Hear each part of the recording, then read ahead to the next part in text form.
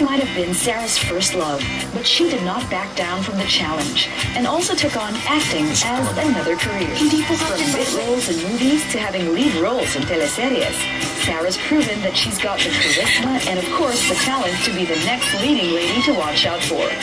Sarah's first big screen role was opposite John Lloyd Cruz for the Kathy Garcia Molina film, A Very Special Love.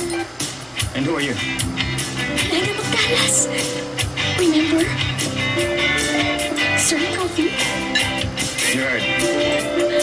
Everyone just fell in love with Miggy and Lyda. The 2 more sequels were released. You Changed My Life and It Takes a Man and a Woman. Oh, Ow! Ba't ka ba nagagalit? Sorry. Ano mo? Namamawis na? Bakit kasi ayaw mo na lang aminin? Because I don't get jealous. I can't be jealous. I've never been jealous. Ngayon lang. I'll be there. Wait for me, huh?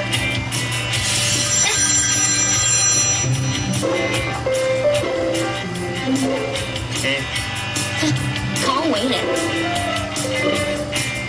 The clamor was certainly over the top for their third movie, It Takes a Man and a Woman, that it was part of the top 10 highest-grossing Filipino films of all time. But aside from the box office earnings, the success of the movie series also made Sarah a household favorite for romantic comedies and eventually got her recognized as box office royalty, as she scored 3 box office queen victories. Nagkataon lang po sinuwerte lang po ako na perfect yung kombinasyon namin ni Direk Cathy, ni John Lloyd Cruz, yung mga writers, yung Miss Carmen Raimundo.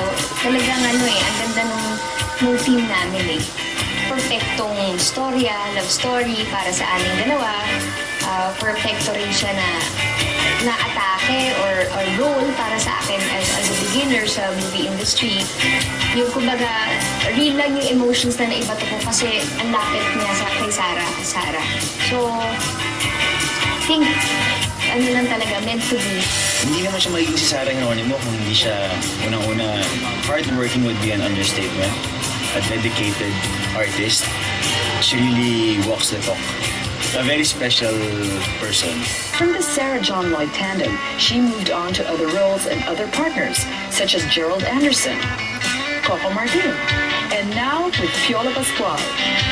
This time, Sarah gets another chance to prove her box office prowess as her passion for music and acting merge for the Breakup Playlist.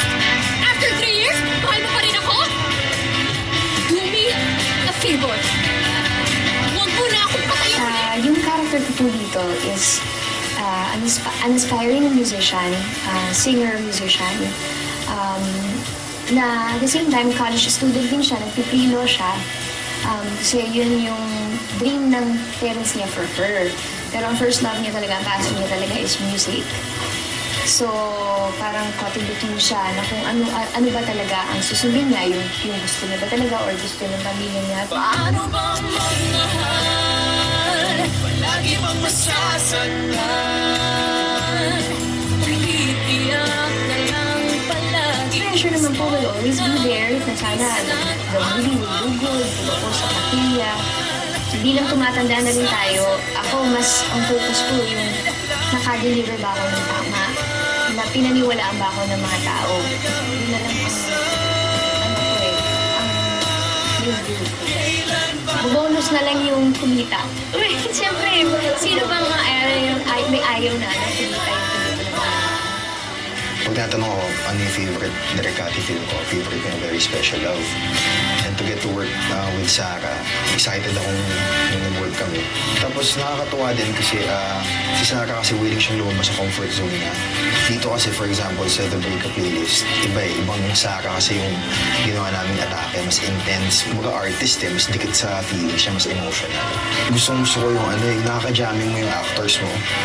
Na parang, ano tingin mo sa eksena nito? Na na-feel mo na gagawin ng character mo.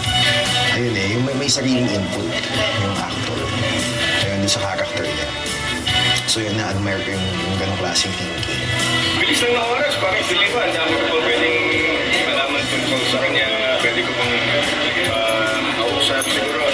Aling ang problema namin kasi ni Sarah is pareho kami maya if we can still see something developing, like a friendship. Kasi maganda yung part niya. Sarap lang niya ka-eksena, sarap tignan, sarap na trabaho. Sarah's love for her craft as an actress doesn't just stop here. Siyempre yung mga parang pantasya mo na mala Hollywood na atake ng role, di ba? Yung talagang out of the box, therefore, na role. Ibang-iba sa'yo. Pero ako, gusto ko talagang totoo yung emotions na pinapakita ko. Saka yung portrayal ko na gusto ko marami makarelate. Kung talagang seseryosohin niya yung pagtapak sa pelikula, I would want to see her in an entirely different character. Coming up next, Sarah's other side revealed when Numero Uno returns.